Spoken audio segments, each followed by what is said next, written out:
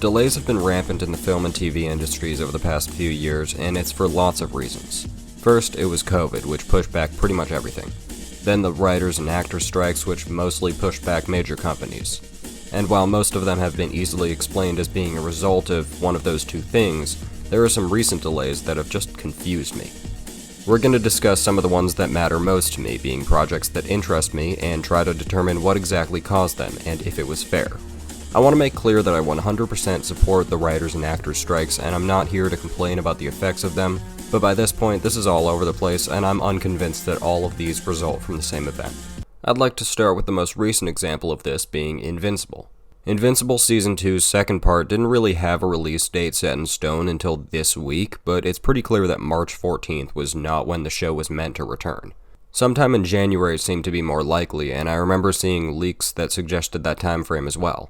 The gap of 4 whole months between 2 parts of one season without that gap being initially implied is kinda wild.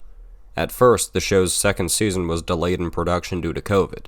Even though that seems like a non-issue at this point, Robert Kirkman's promise that the next seasons won't have such long gaps between them makes me think that the problems during the production carried over throughout the years and caused this break. Animation is also just a really tough process, and since the show is already criticized for its shoddy look, I figured that a step below would just straight up be bad and take away from the story. If the episodes aren't finished and won't be until March, fair enough, but the suddenness of a 2-month delay when it seemed that everything was on track sucks, and it's very likely that fans of the show just won't remember it by that time. I'll be there for it, but I'm sure I'll forget what exactly happened in the first half. I was just looking at the Wikipedia plot summaries, and I completely did not remember that Donald had a subplot for this season, and that's only after 2 months. I just hope that Kirkman keeps his promise and these production issues don't persist, but I guess the causes really were out of his control. The animation trend continues with Spider-Man Beyond the Spider-Verse. Across the Spider-Verse was my movie of 2023, so I'm super invested in this series, but the reason for this movie's delay is obvious. This is the strikes. It's a pretty cut and dry example of animators defending their rights as they were overworked to hell while making Across, and not only was Sony fucked over by their refusal to work, they now have to follow through and give them a good work schedule and environment, meaning things will take much longer to create. I don't want to dwell on this too much because it's clearly a very deserved delay that needs to happen for, I guess humanity. I still wanted to point it out though because this is one that I could see being pushed back majorly. It was meant to come out in March, then had that release date quietly removed, and there was no new one.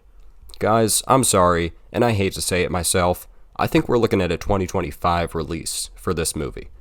Jake Johnson said he still hasn't started recording. Expecting 2 sequels in back-to-back years when there was a 5-year gap between the first and second is naive of us, and just ridiculous of Lord and Miller. I doubt that's going to happen, and that's okay. If it's as good as the other 2 movies, I will happily wait until I'm in my 30s. We're still talking superheroes, this time live action, with Daredevil Born Again, another project with no release in sight. This is one of the most interesting examples to me, as Born Again has basically had a complete overhaul in production and is now a different series entirely. I'm a fan of the original Daredevil Netflix series. I think it's absolutely hype and probably the best superhero TV show I've ever seen, but I was not planning on watching Born Again. This is because of the insane amount of information that came out about the show.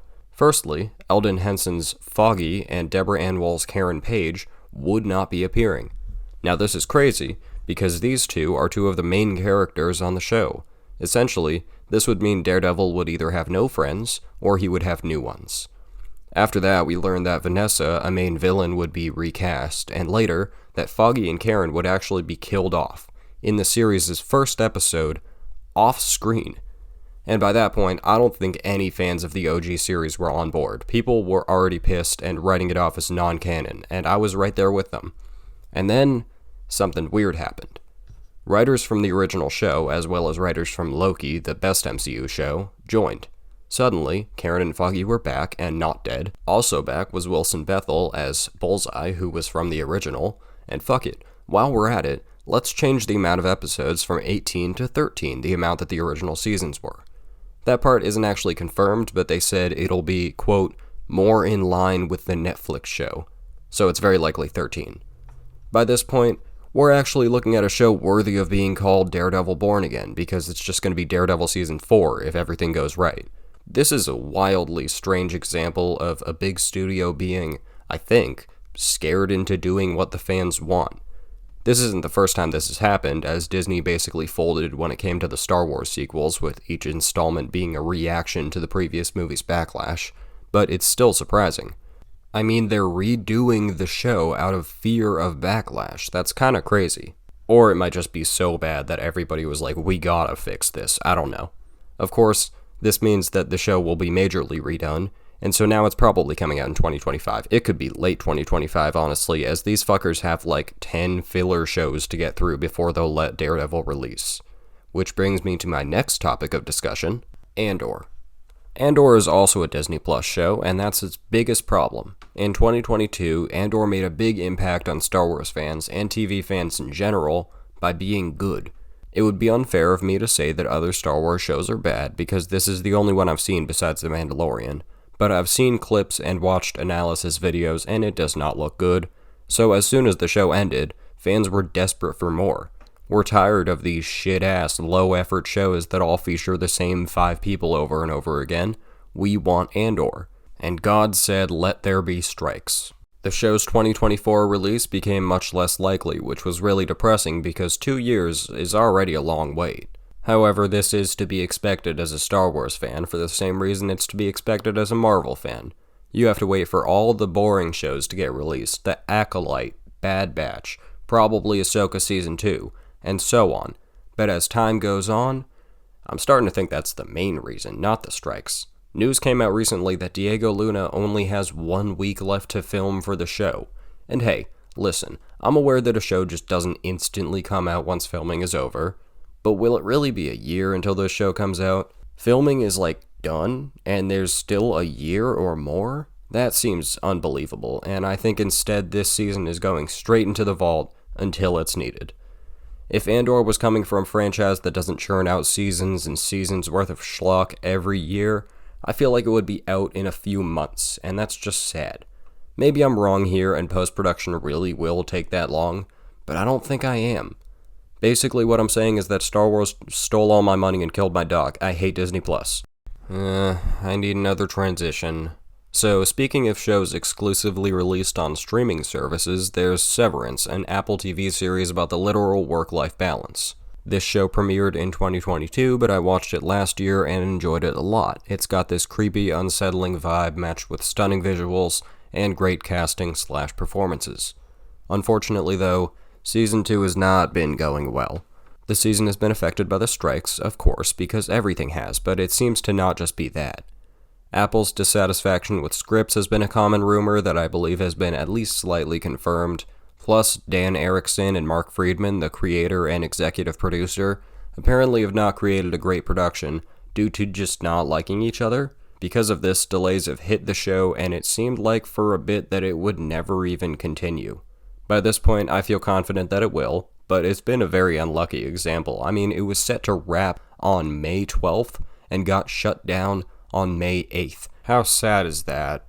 To wrap things up, we've got probably the most insane example I've seen being Mission Impossible 8.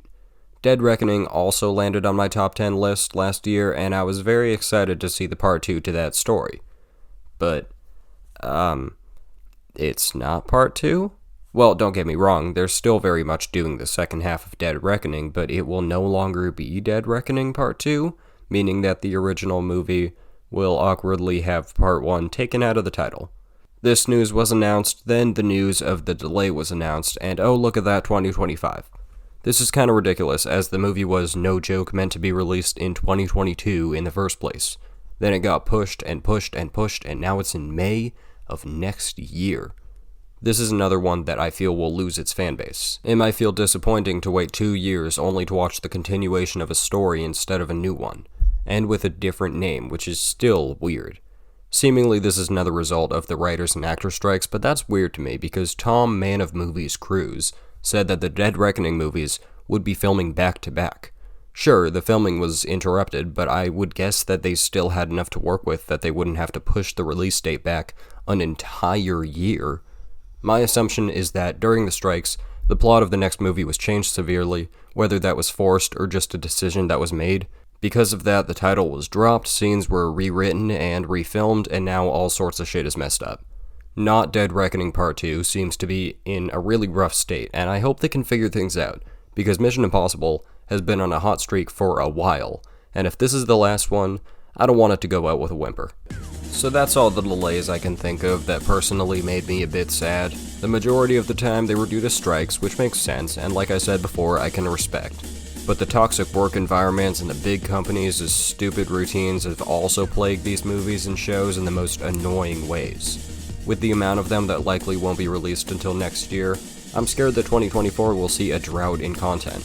I can't confirm this, and I still have high hopes, but it isn't looking too good. For now, I'm looking for independent projects and currently unknown media to surprise me. And also Dune 2. Dune 2 will be fun. Anyways, let's hope things can get back on track and that companies will actually allow their workers to function as normal people, but that might be too much to ask. That's all from me. Thanks for watching. Like and subscribe if you so please. Bye now.